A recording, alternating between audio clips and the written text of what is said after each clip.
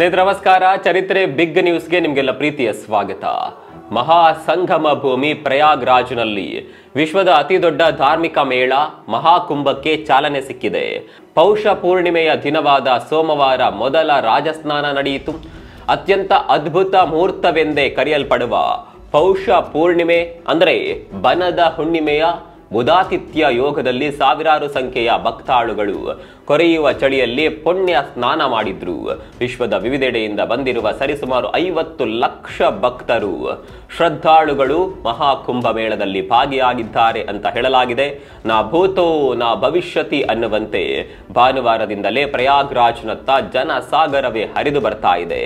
ಎಲ್ಲಿ ನೋಡಿದ್ರಲ್ಲಿ ಕೇಸರಿ ಶಾಲು ಹೊತ್ತ ಸಂತರು, ಸ್ವಾಮೀಜಿಗಳು, ಬಾಬಾಗಳು, ದಾರ್ಶನಿಕರು ಕಂಡು ಬರ್ತಾ ಇದ್ದಾರೆ. ದೇಶದ ವಿವಿಧತೆಗೆ ಸಾಕ್ಷಿ ಎನ್ನುವಂತೆ ವೈವಿಧ್ಯಮಯ ರೂಪದಲ್ಲಿ ಭಾರತವೇ ಮೈ ತೆಳೆದಂತೆ ತೋರ್ತಿದೆ.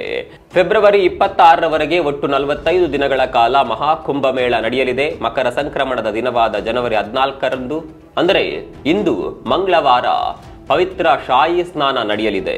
ಸುಮಾರು 12 ಕಿಲೋಮೀಟರ್ನಷ್ಟು ಸ್ನಾನಘಟ್ಟಗಳನ್ನು ನಿರ್ಮಿಸಲಾಗಿದೆ. ಈ ಪ್ರದೇಶಗಳಲ್ಲಿ ಅವಘಡ ತಪ್ಪಿಸಲು ವಾಟರ್ ಆಂಬ್ಯುಲೆನ್ಸ್ ಕೂಡ ಇಡಲಾಗಿದೆ. ಪೂರ್ಣ ಕುಂಭ ಮೇಳದಲ್ಲಿ ಅಭೂತಪೂರ್ವ ಭದ್ರತೆ ಒದಗಿಸಲಾಗಿದೆ. ದಿನದ 24 ಗಂಟೆ ಕಾರ್ಯನಿರ್ವಹಿಸುವ 100 ಮೀಟರ್ ವರೆಗೆ ಡೈವಿಂಗ್ ಸಾಮರ್ಥ್ಯವಿರುವ ಅಂಡರ್ ವಾಟರ್ ಡ್ರೋನ್ಗಳನ್ನು ನಿಯೋಜಿಸಲಾಗಿದೆ. ಇದಲ್ಲದೆ 120 ಮೀಟರ್ ಎತ್ತರವನ್ನ ತಲುಪುವ ಸಾಮರ್ಥ್ಯವಿರುವ ಥರ್ಡ್ ಡ್ರೋನ್ಗಳನ್ನು ಸಹ ನಿಯೋಜಿಸಲಾಗಿದೆ. ಇನ್ನು ಮುಖ ಗುರುತಿಸುವಿಕೆ ತಂತ್ರಜ್ಞಾನವನ್ನ ಒದಗಿಸುವ AI ಆಧಾರಿತ ಕನಿಷ್ಠ 2700 ಕ್ಯಾಮೆರಾಗಳನ್ನು ಸಂಗಮ ಪ್ರದೇಶದ ದ್ವಾರಗಳಲ್ಲಿ ಅಳವಡಿಸಲಾಗಿದೆ. ಇನ್ನು ಹಿಂದಿನ ಕುಂಭಮೇಳದಲ್ಲಿ ಅಂದಾಜು 24 ಕೋಟಿ ಮಂದಿ ಭಾಗವಹಿಸಿದ್ದರು. ಈ ಬಾರಿ ಮಹಾಕುಂಭ ಮೇಳದಲ್ಲಿ 45 ಕೋಟಿ ಮಂದಿ ಭಾಗವಹಿಸುವ ನಿರೀಕ್ಷೆ ಇದೆ ಅಂತ ಹೇಳಲಾಗಿದೆ. ಜೊತೆಗೆ ಈ ಬಾರಿ ಮಹಾಕುಂಭ ಮೇಳದಲ್ಲಿ ಭರ್ಜರಿ ವ್ಯಾಪಾರದ ನಿರೀಕ್ಷೆ ಇದೆ. ಒಂದು ಅಂದಾಜಿನ ಪ್ರಕಾರ ಈ ಮಹಾಕುಂಭದಿಂದ 2 ಲಕ್ಷ ಕೋಟಿಗೂ ಹೆಚ್ಚು ವಹಿವಾಟು ನಡೆಯುವ ನಿರೀಕ್ಷೆ ಇದೆ ಅಂತ ಅಖಿಲ ಭಾರತ ವ್ಯಾಪಾರಿಗಳ ಒಕ್ಕೂಟ ಅಂದಾಜು ಮಾಡಿದೆ. ಇನ್ನು ಮಹಾಕುಂಭ ಮೇಳದಲ್ಲಿ ವಿದೇಶಿಗರು ಗಮನ ಸೆಳೆಯುತ್ತಿದ್ದಾರೆ. ಇಟಲಿ, ರಷ್ಯಾ, ಫ್ರಾನ್ಸ್ ಸೇರಿದಂತೆ ಹಲವು ದೇಶಗಳ ಭಕ್ತರು ಪುಣ್ಯ ಭೂಮಿಯಲ್ಲಿ ಕಾಣಿಸಿಕೊಂಡಿದ್ದಾರೆ. ಕೆಲವರು ಧಾರ್ಮಿಕ ನಂಬಿಕೆಯಿಂದ ಬಂದಿದ್ದರೆ, ಕೆಲವರು ಸನಾತನ ಪರಂಪರೆಯ ವೈಶಿಷ್ಟ್ಯತೆಯನ್ನ ಸಾಕ್ಷೀಕರಿಸಲು ಆಗಮಿಸಿದ್ದಾರೆ. ಬಹುತೇಕರು ಇದೇ ಮೊದಲ ಬಾರಿಗೆ ಇಂತಹ ಉತ್ಸವವನ್ನ ನೋಡುತ್ತಿದ್ದೇವೆ, ಇದು ಭಾರತದಲ್ಲಿ ಮಾತ್ರ ಸಾಧ್ಯ ಎನ್ನುವ ಉದ್ಗಾರ ತೆಗೆಯುತ್ತಿದ್ದಾರೆ. ಸಂಗಮ ನಗರ ಒಂದು ರೀತಿಯಲ್ಲಿ ಮಿನಿ ವಿಶ್ವದಂತೆ ಗೋಚರಿಸ್ತಾ ಇದೆ. ಇನ್ನು ಆಪಲ್ ಸಹ ಸಂಸ್ಥಾಪಕ ಸ್ಟೀವ್ ಜಾಬ್ಸ್ ಪತ್ನಿ ಲಾರೆನ್ಸ್ ಪೋವೆಲ್ ಕೇಸರಿ ಶಾಲು ಧರಿಸಿ ಮಹಾಕುಂಭದಲ್ಲಿ ಪ್ರಾರ್ಥನೆ ಸಲ್ಲಿಸಿದ್ದಾರೆ. ನಿರಂಜನಿ ಅಖಾಡದಲ್ಲಿ ನೆಲೆಸಿರುವ ಅವರು ನಿತ್ಯದ ಸತ್ಸಂಗದಲ್ಲಿ ಭಾಗಿಯಾಗುತ್ತಿದ್ದಾರೆ. ಸಂಕ್ರಮಣದ ಶಾಹಿ ಸ್ನಾನದಲ್ಲಿ ಅಖಾಡ ಗುರುಗಳೊಂದಿಗೆ ಲಾರೆನ್ ಪೋವೆಲ್ ಭಾಗಿಯಾಗಿದ್ದಾರೆ. ಇದರ ಮಧ್ಯೆ ಕುಂಭಮೇಳದಲ್ಲಿ ಭಾಗಿಯಾಗಿರುವ ಜನರು ಕಳೆದುಕೊಳ್ಳದಿರಲೆಂದು ಭಿನ್ನ ಬಗೆಯ ಟೆಕ್ನಿಕ್ ಅನುಸರಿಸ್ತಾ ಇದ್ದಾರೆ. ಕೈಗಳಿಗೆ ಪರಸ್ಪರ ಕೇಸರಿ ಕಿರುಹಗ್ಗ ಕಟ್ಟಿಕೊಂಡು ತಿರುಗುತ್ತಿದ್ದಾರೆ. ಇನ್ನು ಪ್ರಧಾನಿ ನರೇಂದ್ರ ಮೋದಿ ಮಹಾಕುಂಭ ಮೇಳಕ್ಕೆ ಶುಭ ಹಾರೈಸಿದ್ದಾರೆ. ಭಾರತೀಯ ಮೌಲ್ಯಗಳು ಮತ್ತು ಸಂಸ್ಕೃತಿಯನ್ನ ಪಾಲಿಸುವವರಿಗೆ ಇದು ಬಹಳ ವಿಶೇಷವಾದ ದಿನ ಅಂತ ಪ್ರಧಾನಿ ಎಕ್ಸ್ನಲ್ಲಿ ಟ್ವೀಟ್ ಮಾಡಿದ್ದಾರೆ. ಕಾಶ್ಮೀರದಲ್ಲಿ ಬಹು ನಿರೀಕ್ಷಿತ ಸೋನ್ಮಾರ್ಗ್ನಲ್ಲಿರುವ ಝಡ್ ಸುರಂಗ ಮಾರ್ಗ ಲೋಕಾರ್ಪಣೆಗೊಂಡಿದೆ. ಪ್ರಧಾನಿ ನರೇಂದ್ರ ಮೋದಿ ಸೋಮವಾರ ಈ ಟನಲ್ ಮಾರ್ಗವನ್ನ ದೇಶಕ್ಕೆ ಸಮರ್ಪಿಸಿದ್ದಾರೆ. ಒಟ್ಟು 6.5 ಕಿಲೋಮೀಟರ್ ಉದ್ದ ಇರುವ ಈ ಟನಲ್ ಗಡಿ ಭದ್ರತೆಯಲ್ಲಿ ಮಹತ್ತರ ಪಾತ್ರ ವಹಿಸಲಿದೆ. ಲೋಕಾರ್ಪಣೆಯ ಬಳಿಕ ವೇದಿಕೆ ಕಾರ್ಯಕ್ರಮದಲ್ಲಿ ಮಾತನಾಡಿರುವ ಪ್ರಧಾನಿ ಮೋದಿ, ಇದು ಚಳಿಗಾಲದಲ್ಲೂ ಸೋನ್ಮಾರ್ಗವನ್ನ ಸಂಪರ್ಕಿಸಲಿದೆ. ಇದರಿಂದ ಇಡೀ ಪ್ರದೇಶದಲ್ಲಿ ಪ್ರವಾಸೋದ್ಯಮವು ಹೊಸ ರೆಕ್ಕೆಗಳನ್ನ ಪಡೆಯಲಿದೆ ಅಂತ ಹೇಳಿದ್ದಾರೆ. ಮುಂಬರುವ ದಿನಗಳಲ್ಲಿ ಜಮ್ಮು ಕಾಶ್ಮೀರದಲ್ಲಿ ರಸ್ತೆ ಮತ್ತು ರೈಲು ಸಂಪರ್ಕದ ಹಲವು ಯೋಜನೆಗಳು ಪೂರ್ಣಗೊಳ್ಳಲಿದೆ ಅಂತ PM ತಿಳಿಸಿದ್ರು. ಹಳೆಯ ಕಾಶ್ಮೀರದ ದಿನಗಳನ್ನ ಮೆಲುಕು ಹಾಕಿದ ಮೋದಿ, ಈ ಪ್ರದೇಶದಲ್ಲಿ ನಾನು ಸಾಕಷ್ಟು ಸಮಯ ಕಳೆದಿದ್ದೇನೆ. ಸೋನ್ಮಾರ್ಗ್, ಗುಲ್ಮಾರ್ಗ್, ಗಂದೇರ್ಬಲ್, ಬಾರಾಮುಲ್ಲಾ ಹೀಗೆ ಎಲ್ಲೆಂದರಲ್ಲಿ ಗಂಟೆಗಟ್ಲೆ, ಕಿಲೋಮೀಟರ್ ಗಟ್ಲೆ ಕಾಲ್ನಡಿಗೆಯಲ್ಲಿ ಸಾಗುತ್ತಿದ್ದೆವು ಅಂತ ಮೋದಿ ಹೇಳಿದ್ರು. ಕಣಿವೆಯ ಅಭಿವೃದ್ಧಿಗೆ ಕೇಂದ್ರ ಸರ್ಕಾರ ಬದ್ಧವಿದೆ, ತಾವು ಹೇಳಿದ್ದನ್ನ ಮಾಡಿಯೇ ಮಾಡುತ್ತೇವೆ ಅಂತ PM ಹೇಳಿದ್ರು. ಇನ್ನು ಕಾರ್ಯಕ್ರಮದಲ್ಲಿ ಜಮ್ಮು ಕಾಶ್ಮೀರ CM ಒಮರ್ ಅಬ್ದುಲ್ಲಾ ಭಾಗಿಯಾಗಿ ಪ್ರಧಾನಿಯನ್ನ ಹಾಡಿ ಹೊಗಳಿದ್ರು. ಮೋದಿ ದೆಸೆಯಿಂದಾಗಿ ಕಾಶ್ಮೀರದಲ್ಲಿ ಶಾಂತಿಯುತ ಚುನಾವಣೆ ನಡೆದು ತಾವು CM ಆಗುವಂತಾಯ್ತು ಅಂತ ಒಮರ್ ಶ್ಲಾಘನೆ ವ್ಯಕ್ತಪಡಿಸಿದ್ರು. ಒಮರ್ ಮಾತುಗಳು ಕೈ ಪಡೆಗೆ ಬಿಗ್ ಶಾಕ್ ನೀಡಿದೆ. ಹೇಗಾದರೂ ಮಾಡಿ ಬದುಕು ಕಟ್ಟಿಕೊಳ್ಳಿ, ಆದರೆ ಮಕ್ಕಳ ವಿಚಾರದಲ್ಲಿ ಹಿಂದೆ ಬೀಳಬೇಡಿ. 4 ಮಕ್ಕಳಿಗೆ ಜನ್ಮ ನೀಡಿ ದೇಶವನ್ನ ಧರ್ಮವನ್ನ ರಕ್ಷಿಸಿ, ಹೀಗಂತ ರಾಜಕೀಯ ಮುಖಂಡರೊಬ್ಬರು ಕರೆ ನೀಡಿದ್ದಾರೆ. ಮಧ್ಯಪ್ರದೇಶದ ಪರಶುರಾಮ ಕಲ್ಯಾಣ ಮಂಡಳಿ ಅಧ್ಯಕ್ಷ ವಿಷ್ಣು ರಜೋರಿಯಾ ಈ ರೀತಿ ಘೋಷಣೆ ಮಾಡಿ ಗಮನ ಸೆಳೆದಿದ್ದಾರೆ. ದೇಶದಲ್ಲಿ ಮುಂದಿನ ಪೀಳಿಗೆ ಉಳಿಯಬೇಕಾದ್ರೆ ಬ್ರಾಹ್ಮಣ ಸಮುದಾಯದ ಸಂತತಿ ಬೆಳೆಯಬೇಕಿದೆ. ಹೀಗಾಗಿ 4 ಮಕ್ಕಳನ್ನ ಹೆರುವ ಕುಟುಂಬಕ್ಕೆ 1 ಲಕ್ಷ ರೂಪಾಯಿ ಬಹುಮಾನ ಕೊಡುವುದಾಗಿ ರಜೋರಿಯಾ ಘೋಷಣೆ ಮಾಡಿದ್ದಾರೆ. ಭೋಪಾಲ್ನಲ್ಲಿ ಸೋಮವಾರ ನಡೆದ ಕಾರ್ಯಕ್ರಮದಲ್ಲಿ ವಿಷ್ಣು ರಜೋರಿಯಾ ಈ ಘೋಷಣೆ ಮಾಡಿದ್ರು. ಕುಟುಂಬದತ್ತ ಗಮನ ಹರಿಸುವುದನ್ನು ನಿಲ್ಲಿಸಿರುವ ಕಾರಣ ಧರ್ಮದ್ರೋಹಿಗಳ ಸಂಖ್ಯೆ ಹೆಚ್ಚುತ್ತಿದೆ ಅಂತ ಅವರು ಆತಂಕ ವ್ಯಕ್ತಪಡಿಸಿದ್ರು. ಇಂದಿನ ಯುವ ಪೀಳಿಗೆ ಆರ್ಥಿಕ ಸಂಕಷ್ಟಗಳಿಗೆ ಹೆದರಿ ಮಕ್ಕಳನ್ನ ಮಾಡಿಕೊಳ್ಳಲು ಹಿಂದೇಟು ಹಾಕ್ತಾ ಇದೆ. ಹೀಗಾಗಿ ಮುಂದಿನ ಪೀಳಿಗೆಯ ಭದ್ರತೆಗಾಗಿ ಹೆಚ್ಚು ಮಕ್ಕಳನ್ನ ಹೆರುವ ಅಗತ್ಯವಾಗಿದೆ ಅಂತ ರಜೋರಿಯಾ ಪ್ರತಿಪಾದಿಸಿದ್ದಾರೆ. ಚಿಕ್ಕ ಮಕ್ಕಳಿಗೆ ತಿನಿಸು ಕೊಡಿಸುವಾಗ ಪೋಷಕರು ಕೊಂಚ ಜಾಗೃತೆ ವಹಿಸಿಕೊಳ್ಳಬೇಕು. ಇಲ್ಲ ಅಂದ್ರೆ ಒಂದು ಸಣ್ಣ ಮೈ ಮರೆವು ಕೂಡ ಮಗುವಿನ ಪ್ರಾಣಕ್ಕೆ ಸಂಚಕಾರ ತರಬಹುದು.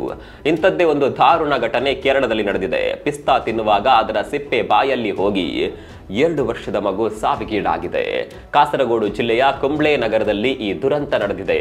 ಕುಂಬಳೆಯ ಭಾಸ್ಕರ ಬಡಾವಣೆ ನಿವಾಸಿ ಅನ್ವರ್ ಮೆಹರೂಪ ದಂಪತಿ ಪುತ್ರ ಅನಸ್ ಮೃತಪಟ್ಟ ಮಗುವಾಗಿದೆ. ಪಿಸ್ತಾವನ್ನ ತಿನ್ನುತ್ತಿದ್ದಾಗ ಸಿಪ್ಪೆ ಗಂಟಲಲ್ಲಿ ಸಿಲುಕಿದ್ದು ಮನೆಯವರು ಸಿಪ್ಪೆಯ ಒಂದು ತುಂಡನ್ನ ಹೊರತೆಗೆದಿದ್ದರು. ಬಳಿಕ ಆಸ್ಪತ್ರೆಗೆ ಕರೆದುಕೊಂಡು ಹೋಗಲಾಗಿತ್ತು. ಆದರೆ ವೈದ್ಯರು ಅಂತಹ ಯಾವುದೇ ವಸ್ತು ಗಂಟಲಲ್ಲಿ ಇಲ್ಲದ ಕಾರಣ ವಾಪಸ್ ಕಳಿಸಿದ್ದರು. ಆದರೆ ಇನ್ನೊಂದು ಸಿಪ್ಪೆಯ ತುಂಡು ಶ್ವಾಸಕೋಶಕ್ಕೆ ಜಾರಿ ಹೋಗಿತ್ತು. ಹೀಗಾಗಿ ಮಗು ಉಸಿರಾಟದ ಸಮಸ್ಯೆಯಿಂದಾಗಿ ಮೃತಪಟ್ಟಿದೆ. ಸ್ಮಾರ್ಟ್ಫೋನ್ ದೈತ್ಯ ಆಪಲ್ ಐಫೋನ್ ಕಂಪನಿಗೆ ಭಾರತದಲ್ಲಿ ಶುಕ್ರ ದೆಸೆ ಶುರುವಾದಂತಾಗಿದೆ. ಕಾರಣ 2023-24ನೇ ಸಾಲಿನಲ್ಲಿ ಕಂಪನಿ ದೊಡ್ಡ ಮಟ್ಟದ ಸಾಧನೆ ಮಾಡಿದೆ. ಆಪಲ್ ಭಾರತದಲ್ಲಿ ನಿರಂತರವಾಗಿ ಯಶಸ್ಸಿನ ಉತ್ತುಂಗವನ್ನ ಮುಟ್ತಾ ಇದೆ. ಚೀನಾದಿಂದ ಭಾರತಕ್ಕೆ ಸ್ಥಳಾಂತರಗೊಂಡ ಐಫೋನ್ ಉತ್ಪಾದನಾ ಘಟಕಕ್ಕೆ 2024 ಉತ್ತಮ ವರ್ಷವಾಗಿದೆ. ಆಪಲ್ ಕಳೆದ ವರ್ಷ $12.8 ಶತಕೋಟಿ ಮೌಲ್ಯದ ಐಫೋನ್ಗಳನ್ನ ರಫ್ತು ಮಾಡಿದೆ. ಅಂದಹಾಗೆ ಕಂಪನಿಯು 2021ರಲ್ಲಿ ಭಾರತದಲ್ಲಿ ಐಫೋನ್ ಉತ್ಪಾದನೆಯನ್ನ ಪ್ರಾರಂಭಿಸಿತು. ಅದರ ಫಲ ಎನ್ನುವಂತೆ ಈಗ ದೊಡ್ಡ ಮಟ್ಟದಲ್ಲಿ ದೇಶೀಯ ಆಪಲ್ ಘಟಕದಿಂದ ರಫ್ತು ಹೆಚ್ಚಿದೆ. ಕಂಪನಿಯ ಸಾಧನೆ ಕುರಿತು ಕೇಂದ್ರ ಸಚಿವ ಅಶ್ವಿನಿ ವೈಷ್ಣವ್ ಮೆಚ್ಚುಗೆ ವ್ಯಕ್ತಪಡಿಸಿದ್ದಾರೆ. ಇದು ಸ್ಮಾರ್ಟ್ಫೋನ್ PLIಗೆ ಮತ್ತೊಂದು ಮೈಲಿಗಲ್ಲು ಅಂತ ಅಶ್ವಿನ್ ವೈಷ್ಣವ್ ಕರೆದಿದ್ದಾರೆ. ಅದೊಂದು ಕಾಲ ಇತ್ತು. ಹೃದಯಾಘಾತ ಅಂದ್ರೆ 40 ವರ್ಷ ವಯಸ್ಸಿನ ಆಚೆಗೆ ಬರುವ ಕಾಯಿಲೆ ಎನ್ನುವ ಮಾತಿತ್ತು. ಆದರೆ ಇತ್ತೀಚಿನ ದಿನಗಳಲ್ಲಿ ಈ ಕೆಟ್ಟ ಕಾಯಿಲೆಗೆ ಕರುಣೆಯೇ ಇಲ್ಲ ಎನ್ನುವಂತೆ ಚಿಕ್ಕ ಮಕ್ಕಳ ಮೇಲೂ ಕೂಡ ತನ್ನ ಪ್ರಕೋಪ ಬರ್ತಾ ಇದೆ. ಇತ್ತೀಚೆಗೆ ರಾಜ್ಯದಲ್ಲಿ ಶಾಲಾ ಮಗುವೊಂದು ಹಾರ್ಟ್ ಅಟ್ಯಾಕ್ನಿಂದ ಮೃತಪಟ್ಟಿರುವ ಬೆನ್ನಲ್ಲೇ ಇದೀಗ ಗುಜರಾತ್ನಲ್ಲೂ ಅಂಥದ್ದೇ ಪ್ರಕರಣ ವರದಿಯಾಗಿದೆ.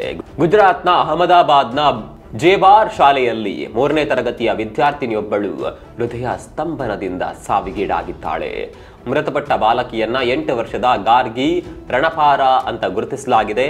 ಶಾಲಾ ಆವರಣದಲ್ಲೇ ಬಾಲಕಿ ಕುಸಿದು ಬಿದ್ದು ಸಾವಿಗೀಡಾಗಿದ್ದಾಳೆ. ಈ ದೃಶ್ಯ CCTVಯಲ್ಲಿ ಸೆರೆಯಾಗಿದೆ. ಪೋಷಕರ ಪ್ರಕಾರ ಬಾಲಕಿಗೆ ಯಾವುದೇ ಆರೋಗ್ಯ ಸಮಸ್ಯೆಗಳು ಇರಲಿಲ್ವಂತೆ. ಹೀಗಿದ್ರೂ ಮಗುವಿಗೆ ಹೃದಯ ಸ್ತಂಭನ ಆಗಿರುವುದು ಕಳವಳ ಮೂಡಿಸಿದೆ. ಜನವರಿ 20ರಂದು ನಡೆಯಲಿರುವ ಅಮೆರಿಕ ಅಧ್ಯಕ್ಷರ ಪ್ರಮಾಣ ವಚನ ಕಾರ್ಯಕ್ರಮಕ್ಕೆ ಭಾರತವನ್ನ ಆಹ್ವಾನಿಸಲಾಗಿದೆ. ಡೊನಾಲ್ಡ್ ಟ್ರಂಪ್ ಪದಗ್ರಹಣದ ವೇಳೆ ಹಾಜರಿರುವಂತೆ ಅಮೆರಿಕ ಕೋರಿಕೊಂಡಿದೆ.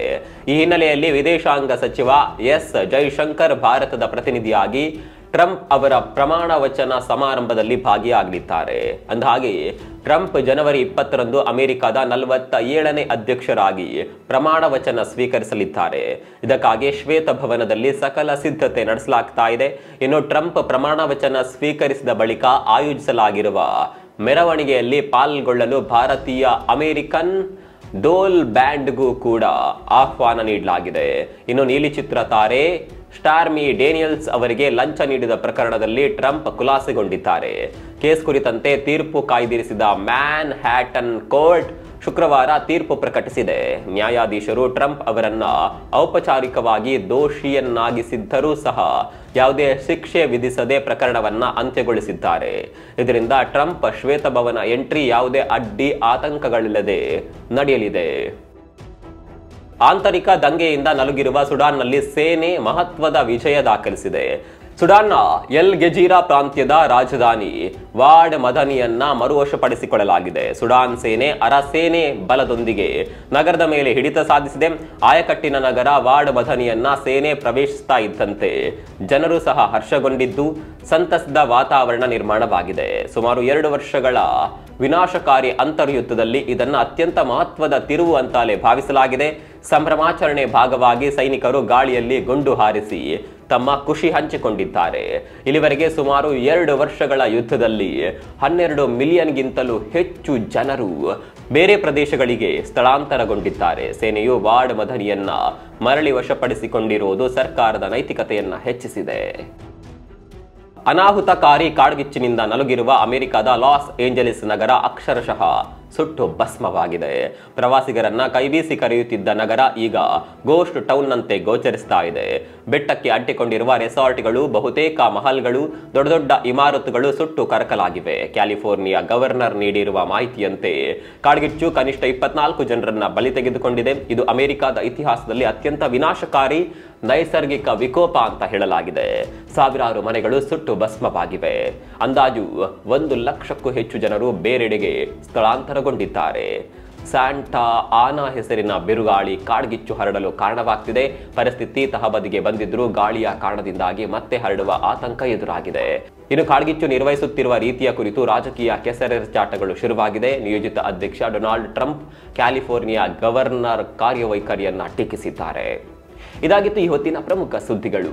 ನಾಳೆ ಮತ್ತೆ ಭೇಟಿಯಾಗೋಣ. ಅಲ್ಲಿವರೆಗೂ ನಮಸ್ಕಾರ.